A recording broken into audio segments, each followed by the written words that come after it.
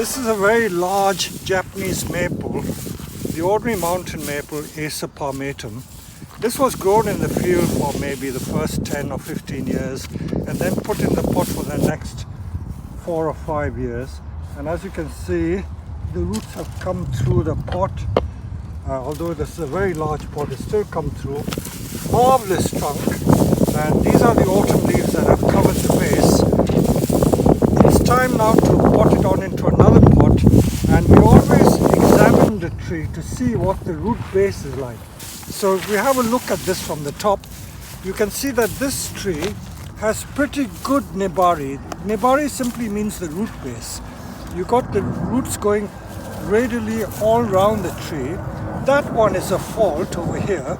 This is crossing. It's like having your legs crossed. It doesn't look very good. So when we pull this out, this is going to come out. But the rest of the base is very, very good. So this is a very good natural Nebari. That side is quite nice. But if we use this as the front, this side is also quite nice. So we don't have to do much to this because it wasn't planted too deep. If we move to another maple, this is also another Acer palmatum, Audrey mountain maple, as you can see. Very large, thick trunk. And because it's been growing in the pot so long, it always suffers from what I call the pot syndrome. When trees are grown in the pots, the roots tend to go round and round in the pot and can sometimes create what we call girdling roots. And the roots can sometimes strangle the trunk of the tree. So you can see the roots are going round, and this doesn't look very nice. So this Nebari would not be good.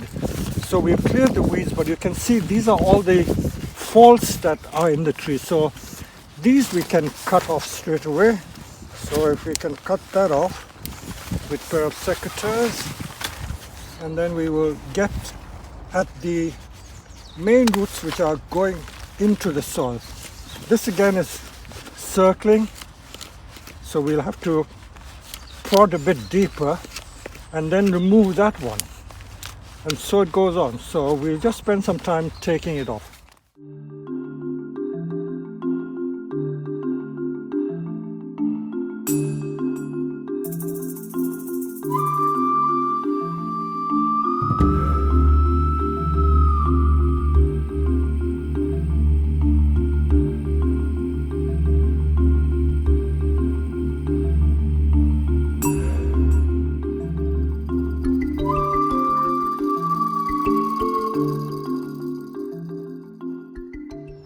Right, we've got that much off. There's lots of, all with the axe.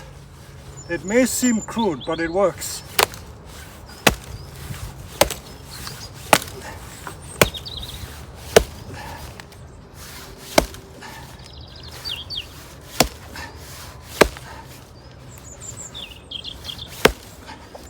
Bonsai with an axe.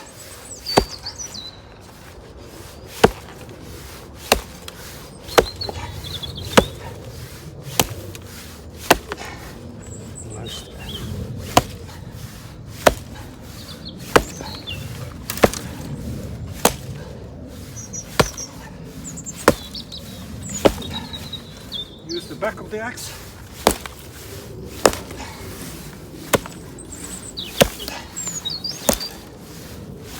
Oh!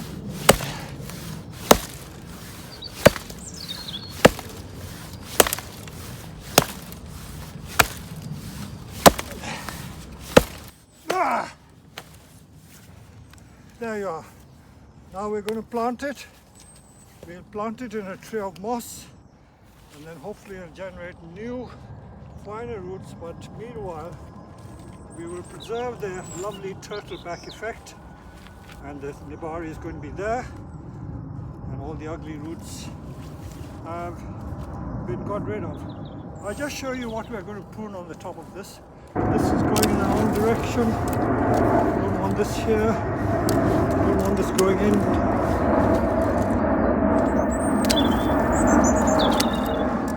I'm going to encourage the top to grow because I want to pull the sap up to make a better taper. So some of these crossing branches we do not want.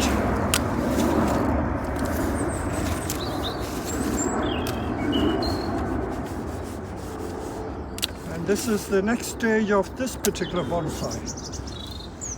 So I would say that in a year's time it will be quite unrecognizable.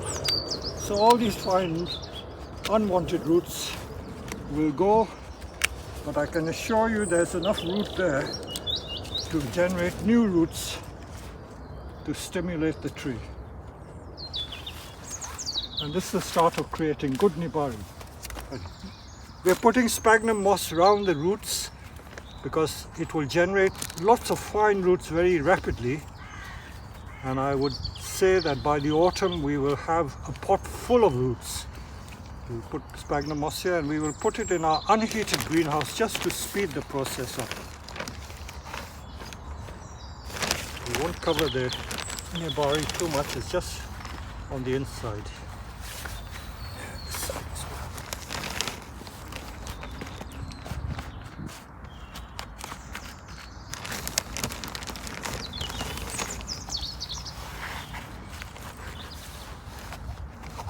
Okay, and this is from the underside of the tree. As you can see, some of them are really thick roots which are too deep. To fit a bonsai pot we need the roots to be much shallower, so all these came from underneath the tree, and this is what we cut off with the pickaxe and the ordinary manual axe. So don't be afraid to use these very crude implements. And here we are, the tree ready for its next phase of growth.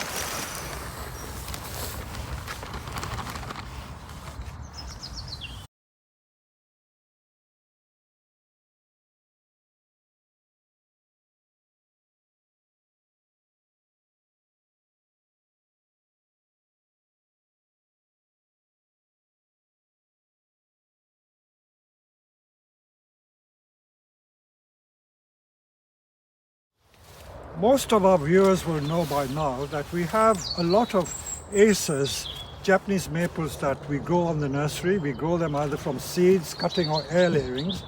And this, I think, was created from an air layering about 20 years ago, and then grown in successively large flower pots. And again, you will see the roots have gone round and round, and the squirrel at some point chewed the bark away from this tree and damaged the bark, but the tree has grown. It is more than 3 meters high. It is at least 3.5 to 4 meters tall. And we grow some of these trees for Japanese garden work, but we couldn't decide whether to continue to grow it as a garden tree, which customers will pay quite a few £1,000s for, or convert it into a bonsai. So Padma Priya and I were discussing what the options are. So what did you think, Padma, with this? To make a feature of the chewed up bark, so where the squirrels attacked the tree already, we could actually do some carving. A small piece of carving just to bring out the feature at the bottom of the tree, and then as normal air lay at the top, and then leave ourselves the tree down the bottom. About a tall bonsai about here and yeah. there. See, that's a nice taper there. And you could have a smaller trunk either here or there. Lots of branches growing there. Yeah. The thinking behind not using it for garden tree is that because of this chewed up front, customers may not find this attractive as a garden tree.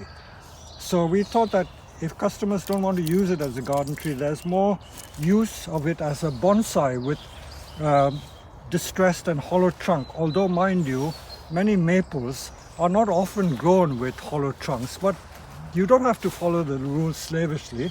We can make a really ancient looking maple with a hollow trunk. So we will give that a go. Again, the choice is whether we cut off all this top, because here if we air it, I'll have a 2 or 3 meter tree straight away.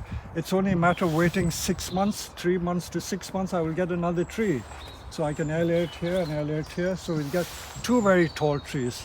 So I think we'll be a bit patient and wait another 6 months. So wait 1 more month. In early April, I'll start air layering this, and by August, September, this tree will have rooted, and I can sever this and can sever this. And the base of this will be a big bonsai of this height. In this country, we tend to grow a large bonsai because In England, many people have large gardens, so growing large bonsai in the garden is no big deal. In some countries where they are limited for space, they tend to grow conventional size small bonsai. But we find that there is a market for the large bonsai, and we will proceed to make this into a large bonsai. So already it has quite a lot of character. Again, to point out, see, it was cut there, but the branch died back to another growth point. So whenever you prune, we always advise you never to cut at the node where you want the tree to stop. Always leave a little bit for it to die back. So this has died back to here.